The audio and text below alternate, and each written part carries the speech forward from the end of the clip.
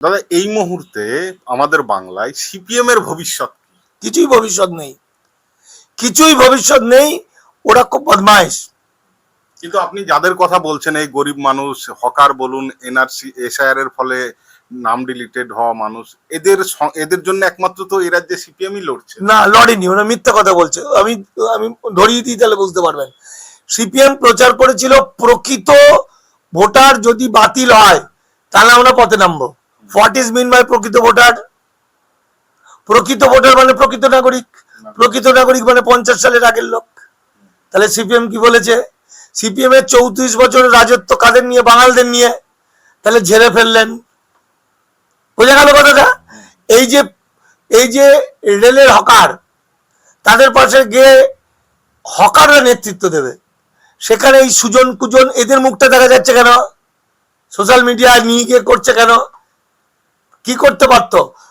ওদের আইএনটিটিউসি নাকি INTUC CITU, ওদের কি ক্ষমতা ছিল না গোটা কলকাতার 200 400 500 কলকাতার আশেপাশে স্টেশনের যত হকার আছে তাদের লিডারকে নিয়ে একটা মিটিং ডাকা, দিয়ে যখনই কোনো একটা স্টেশনের উপর হারমাত বাহিনী ঝাঁপিয়ে পড়বে, মানে রেল ঝাঁপিয়ে পড়বে, তখনই ট্রেনে ট্রেনে চলে আসবে বিভিন্ন স্টপেজ থেকে, লাখ লাখ মানুষ দাঁড়িয়ে পড়বে। ফায়ার করুক না, এমনিতেও মরবে, সামনেতেও মরতো দুটো লোক। করেছে সিপিএম? একদম করেনি। তাহলে এরা হলো, আমি একটা তথ্য বলি দিয়ে শেষ করে, 1950 সালের আগে চলে এসছেন। পিসি যোশী তৎকালীন সিপিআই এর হেড ছিলেন। তিনি বাংলা ভাগ চেয়েছিলেন জ্যোতি বসুর মতো, ভারত ভাগ চেয়েছিলেন, মালদা, দিনাজপুর, জলপাইগুড়ি, নদিয়া, মুর্শিদাবাদকে পাকিস্তানের দিকে ফেলতে বলেছিলেন। এবং ওরা এই পারে চলে এসেছিলেন 50-এর আগে। ওরা বর্ণ হিন্দু বেশি, ওরা এসে নাগরিক হয়ে গেছে। ওরাই আইন কানুন করেছিল, মানে বর্ণ হিন্দু নেতারা, যাতে পরের দিকে যারা আসবে তারা নাগরিকত্ব না পায়। ওরা চিরকাল ওরা আন্দোলন করেছিল পুনর্বাসনের জন্য, ওরা কিন্তু নাগরিকত্বের আন্দোলন করেনি। ফলে সিপিএম ভয়াবহ, ভয়ঙ্কর ক্ষতিকারক। কমিউনিস্টরা ক্ষতিকারক নয়, কিন্তু কমিউনিস্টরা মানুষের বন্ধু। সিপিএম কে কমিউনিস্ট বলা যাবে না, এরা কমিউনিস্টের বদ হজম, এরা চরম বদমাস, এরা নিকৃষ্ট সমাজের। প্রকৃত কমিউনিস্ট হতে গেলে বুক ফুলিয়ে ওই টিভিতে বাইট দেওয়ার প্রয়োজন হয় না। প্রকৃত কমিউনিজম একটা আদর্শ।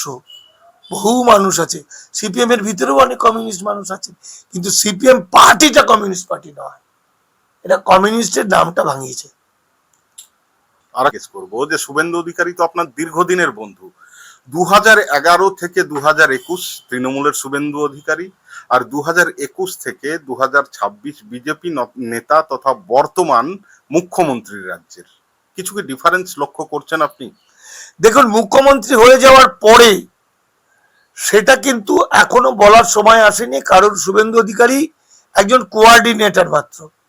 এটা ডবল ইঞ্জিন সরকার, কারণ ওখান থেকে যা আসছে তা কপি পেস্ট করতে হবে শুভেন্দুকে, এটাই ওর পদ। কিন্তু যদি আমি 2011 আগে ধরি, মানে আমি সিঙ্গুর, নন্দীগ্রাম, লালগড় আন্দোলনের বলবো, বিশ্বের অন্যতম ঐতিহাসিক আন্দোলন, এসিজেড বিরোধী আন্দোলনের অন্যতম নেতা ছিলেন শুভেন্দু অধিকারী। যে মানুষটা ছিলেন বাঙালির প্রগতিশীল ধর্মনিরপেক্ষ মানুষের কাছে গর্বের। কিন্তু বিজেপি হয়ে যাওয়ার পরে, 21-এর পর, হ্যাঁ, যখন কি তিলক ফিলক কেটে এরকম এরকম করেন, তখন আমি আর শুভেন্দুকে খুঁজে পাইনি। আমি যাকে পেয়েছি সেটা শুভেন্দুর ভূত। এটা শুভেন্দু নয়, এটা শুভেন্দুর ভূত। তার দাঁত নখ সব বেরিয়ে গেছে। তবে একটা কথা বলবো, আমরা হাতির দাঁত দেখি দাঁতাল হাতির বড় বড় দাঁত, আমরা ভুল করি, এটাই বুঝি তার দাঁত। আসলে তার দাঁত দুটো পিছনের দাঁত, দুটো ছোট দাঁত। শুভেন্দুর ঐরাবতের মতো বড় বড় দাঁত, এটা তার মুখোশ, মুখটা কিন্তু তা নয়। এটা আমি বিশ্বাস করি। একদিন আরএসএস বিজেপির সবচেয়ে বেশি শত্রু হয়ে উঠবে এই শুভেন্দু অধিকারী।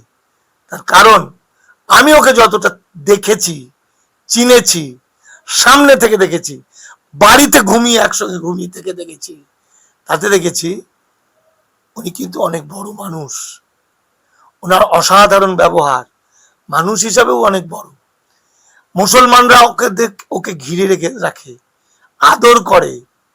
মুসলমানদের প্রাণের মানুষ হচ্ছে শুভেন্দু অধিকারী। কিন্তু আমরা কি দেখেছি, মুসলমানদের চরম শত্রু। এটা তার একটা কৌশল হতে পারে, যদিও যে কৌশলই হোক, আসলে মানুষ ক্ষতিগ্রস্ত হচ্ছে, এটা শুভেন্দুর জানা দরকার। আপনারা তো একটা সময় বলতেন যে মমতা হচ্ছে আরএসএস এর একদম খোদ লোক, তাহলে সেই আরএসএস এর রাজনৈতিক যে উইং, সেই বিজেপি আজ মমতাকে ভেঙে চুরমার করে দিলে, তো এই বিষয়ে আপনার মতামত? তার মানে প্রমাণ হলো মমতা আরএসএস এর লোক নয়, তাই তো? তাহলে মমতা ব্যানার্জিকে যারা আরএসএস বলতো, তারা আজকে সরি সরি সরি সরি বলছে না। আরএসএস এর সবচেয়ে বেশি শত্রু মমতা বন্দ্যোপাধ্যায়, কারণ বিজেপি আরএসএস এর রাজনৈতিক সংগঠন। বিজেপি হিন্দু রাষ্ট্র করতে চায়। হিন্দু রাষ্ট্র করতে গেলে প্রচুর বন্ডেড লেবার দরকার হবে। সেই বন্ডেড লেবারটার জন্য যে আইন করেছিল, সেটা হলো 14 মার্চ 14/5/2025, যেটা সেন্ট্রাল গভর্নমেন্ট অর্ডার দিয়েছিল, সেটা আমি বইয়ে চেপেছিলাম, সিক্রেট ডকুমেন্ট, যেটা ডিটেক্ট ডিলিট ডিপোর্ট, যেটা মমতা ব্যানার্জি রাজি হয়নি। কারণ মমতা ব্যানার্জি দেখেছিল ওটাতে 4.5 কোটি হিন্দু উদ্বাস্তু চিরকালের জন্য শেষ হবে।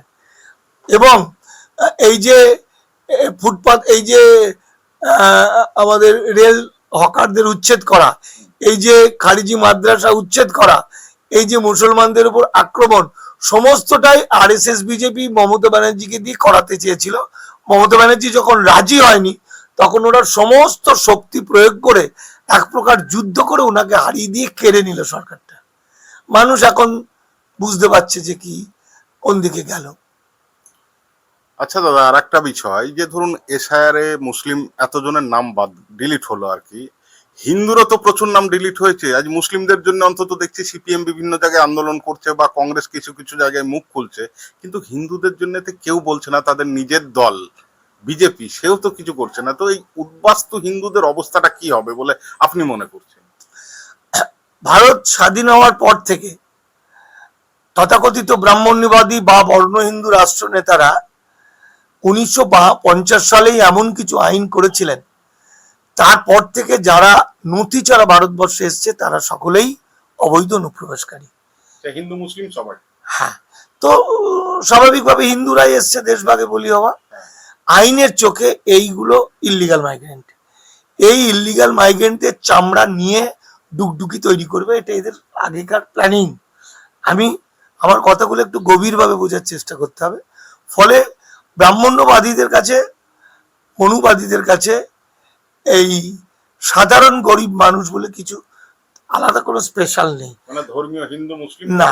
কারণ সাভারকার, এই যে গুরুজি গোলওয়ালকার যার বই পড়ে অনুপ্রাণিত হয়েছেন, সেই বিডি সাভারকার তার হিন্দুত্ব বইয়ে লিখেছেন, হিন্দু মানে ব্রাহ্মণ ক্ষত্রিয় বৈশ্য, বাকি সকলেই শূদ্র। আর শূদ্রদেরকে হিন্দু বলে না, হিন্দু একটা গালাগালি। মানে শূদ্র, মানে এই টোটাল বিষয়টাই মানুষ কোনো মানুষ হিন্দু মানে জানে না, মানুষ শরণার্থী মানে জানে না, মানুষ এই সব কিছু না জানা, ভুল জানার জন্য আজকে বাংলা এবং বাঙালি ধ্বংসের পথে চলে গেল। আচ্ছা দাদা, সময় ছিল এই ধর্মীয় মেরুকরণ বলুন বা এই বিজেপির যে নীতি, তার বিরোধী। কিন্তু এই বছর এমন কি হলো, মধ্যবিত্ত অভিজাত বা একটু সাহসী বাঙালিরাও একচেটিয়া বিজেপিকে ভোট দিল। বিজেপিকে ভোট দেয়নি, মিথ্যা কথা বলছে, ভোট কেড়ে নিয়েছে। বিজেপিকে ভোট দেয়নি। তৃণমূল পার্টির কিছুই নেই, জিরো। ওটা কোনো পার্টি নয়, ওটা দাঁত কাপাটি। ওটা টাকা দিয়ে টিকিট কেনা হয়েছে, আইপ্যাক এগুলো করেছে কোটি কোটি টাকা দিয়ে। তথাপি মমতা বন্দ্যোপাধ্যায় ছিলেন একটা ছাতা, মানবিক মানুষ বাঙালিদের কাছে, বাংলার কাছে। আর মহুয়া মৈত্র, কুণাল ঘোষ, শোভনদেব চট্টোপাধ্যায়ের মতো, কল্যাণ বন্দ্যোপাধ্যায়ের মতো তো মানুষ আছেন।